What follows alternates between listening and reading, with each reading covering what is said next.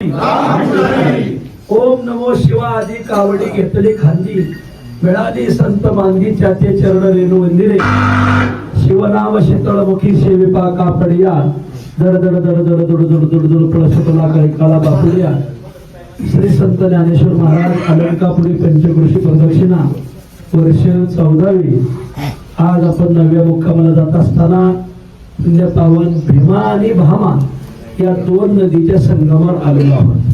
भीमा ही भगवान महादेवापासून जन्माला आलेली आणि भामा ही सूर्याची मुलगी. आता ती सूर्याची मुलगी कशी काय हा सगळा इतिहास तुम्हाला इथं नाही शैलेश्वरा पुढे सांगतो तिथं पुढं.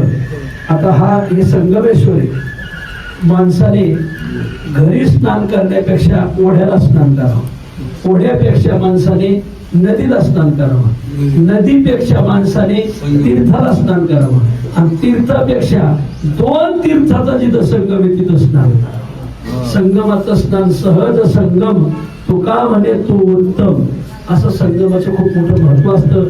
आणि मग या संगमावर आपण आलो आहोत आणि इथं पूर्वी आपण दोनदा तीनदा आलेलो आहोत प्रदक्षिणा करताना, परंतु थोडासा उशीर व्हायचा म्हणून मग आपण इथून पुढे जायचो. या अलंकापुरीला 10-12 शिवलिंगाचा वेळ आहे.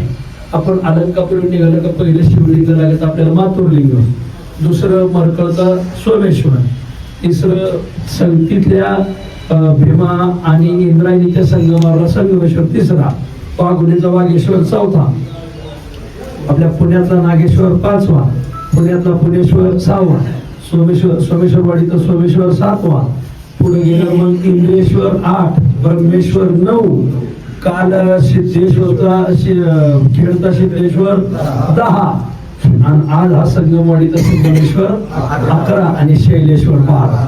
अशा 12 जसे 12 ज्योतिर्लिंग भारतात प्रसिद्ध आहेत तसे इथं 12 शिवलिंगाचा वेळ आहे आळंदीला. आणि ह्या सगळ्या शिवलिंगाला घेतल्याशिवाय ही प्रदक्षिणा पूर्ण होत नाही म्हणून आपण इथं आलो आहोत. आता अभंग होईल, येथील सर्व इतिहास तुम्हाला पुढे ऐकायला भेटत.